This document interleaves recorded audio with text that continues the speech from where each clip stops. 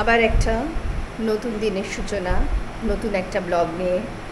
আজকে আর good morning বলতে পারছি না, কেননা আমাদের প্রতিবেশী রাষ্ট্র বাংলাদেশে যা হচ্ছে সেটা নিয়ে আমরা সবাই খুব চিন্তিত। বাংলাদেশে আমার যে সমস্ত ভিউয়ার্স সাবস্ক্রাইবার্সরা আছে তারা কে কেমন আছে সত্যিই জানি না। সবাই ভালো থাকুন, সবাই ঈশ্বরের কাছে এই কামনা করি। আর এই বিপদ যেন খুব সহজেই কেটে যায়, আর আমরা যেন আবার আগের মতো দিনগুলো ফিরে পাই।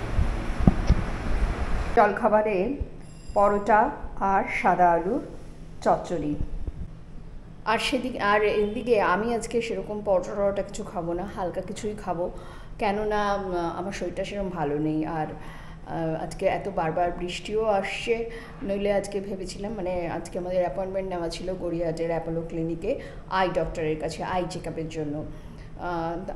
তো সেটাও আজকে ক্যান্সেল করে দিলাম। আজকে ভাল লাগছে না, আজকে বাড়িতেই রেস্ট নেব।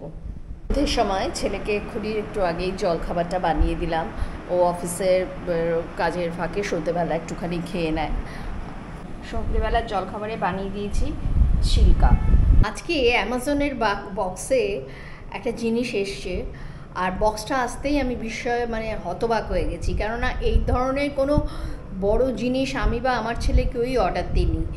এত বড় বাক্সে কী এসছে এটাই আমার প্রশ্ন। অ্যাকচুয়ালি আমি একটা নিভিয়া ক্রিমের কৌটো অর্ডার করেছিলাম, তো কি এত বড় বাক্সে কেন পাঠিয়েছে এটা আমি একদম বুঝতে পারছি না।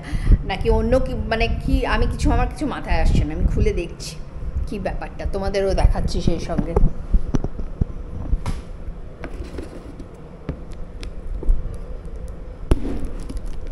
খোলাটাই খুব ঝক মারি, যাই হোক। এবার আমি এরম বড় বাক্সে, আমার মনে আছে একটা ইউটিউবার দেখিয়েছিলেন যে বাক্স খুলতেই নাকি সেখান থেকে একটা বড় সড়ো সাপ বেরিয়েছে। তো একটু ভয়ও লাগছিল, ছেলেকে বলছিলাম ওরে বাবা। তো যাই হোক, দেখি খুলে কি আছে। খুব হালকা। আর যে ডেলিভারি বয় সে তার সামনেই আমি ছেলেকে বলছি, এই তুই কি কিছু অর্ডার দিয়েছিলি বড় সড়ো কিছু জিনিস? বলছে না আমি তো কিছুই অর্ডার দিইনি। তা ডেলিভারি বয়ও ধরে বলছে, আমি তো একটা নিভিয়ার ক্রিম অর্ডার করেছিলাম, কি এমন এত বড় বাক্সে কেন দিয়েছে? তখন ডেলিভারি বয় বলছে, হ্যাঁ ম্যাডাম ভীষণ হালকা, কিন্তু দেখা যাক এত বড় বাক্স থেকে কী বেরোয়। কী আর বেরোবে, আমি শিওর যে নিভিয়ার ক্রিমে বেরিয়েছে। ইয়েস, দেখো কত কাগজ দিয়ে কায়দা কানুন করে এই নিভিয়া ক্রিমের কৌটোটা বেরোলো। আর বেরোবেই বা কি, আমরা তো আর অন্য কিছু অর্ডার করিনি। এখন আমার অ্যামাজনের কাছে একটাই প্রশ্ন, अमेज़न वाले आप लोग को पैसा ज़्यादा हो गया क्या? इतना छोटा सा क्रीम, इतना छोटा सा डब्बा के लिए आप लोग इतना बड़ा बक्सा भेजे है, गजब बात है।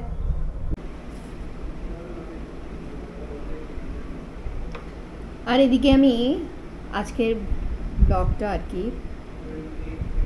আপলোডিংয়ে বসালাম, আর সেটা হতে এখনও প্রায় 1 আওয়ার লাগবে, মোর দেন 1 আওয়ারই লাগবে হয়তো। আজকে জলখাবারে বানালাম রুটি আর ছোলার তরকারি। ছোলাটা খেতেও ভালো লাগে, আর শরীরের জন্য ছোলা বেশ ভালো। রোজ সকালে আমি ক্যালটন ডি বলে একটা ব্রেকফাস্টের পরে একটা ক্যালসিয়াম খাই, ডক্টর পরাশর ঘোষ দিয়েছেন। আজকে কাজের ফাঁকে তাড়াহুড়ো করে নিতে গিয়ে না কোথায় যে ছিটকে পড়লো ট্যাবলেটটা বুঝতেই পারলাম না। তারপর সে অনেক কষ্টে খুঁজে পেয়েছি, ওই জন্য একটু ভালো করে মুছে নিলাম। একদম একটু আগেই আমি জাস্ট ঘরটা মোছা হয়েছে, আর পরিষ্কারই আছে। আর এমন জায়গায় পড়েছে কারোর পাও পড়ে না ডাইনিং টেবিলের ভেতর থেকে। তো এটাই আমি আবার এখন খাচ্ছি। একবার ভাবলাম ফেলে দেবো নাকি, মনটা একটু খুঁতখুত করছে, দেখি এটা ফেলে দিয়ে তাহলে অন্য আরেকটা খাই। বাড়িতে যে মাছ মাংস আসে আর কি কেনা হয় সেদিনটা কাজ আরও বেড়ে যায়।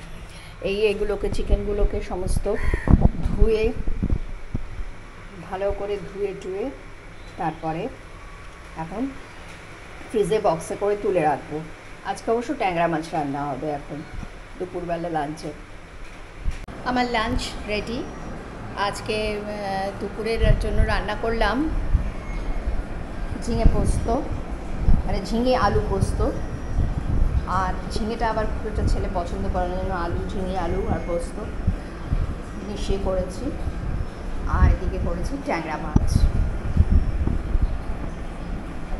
এদিকে ছেলের জন্য চাউমিন বানানোর প্রস্তুতি চলছে। এই সময় আমি আর কিছু খাই না, কেননা আমি খেলেও সামান্য মুড়ি টুড়ি। আর মোটামুটি রান্নাবান্না করতে করতেই সারাদিন কেটে যায় খাবার দাবার বানাতে। মাঝে মাঝে মনে হয় যে যেন এটা একটা আস্তে আস্তে কুকিং চ্যানেল হয়ে যাচ্ছে। কিছু করার নেই, বাড়ির মহিলারা তো এইসব কাজকর্ম করেই থাকে। নেল পালিশ পরার শখটা আমার বরাবরই আছে।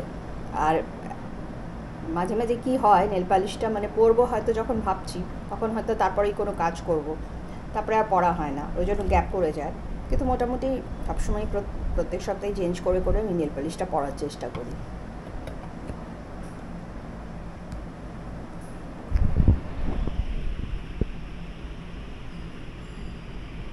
আজকের ব্লগটা এখানেই শেষ করছি। Good night.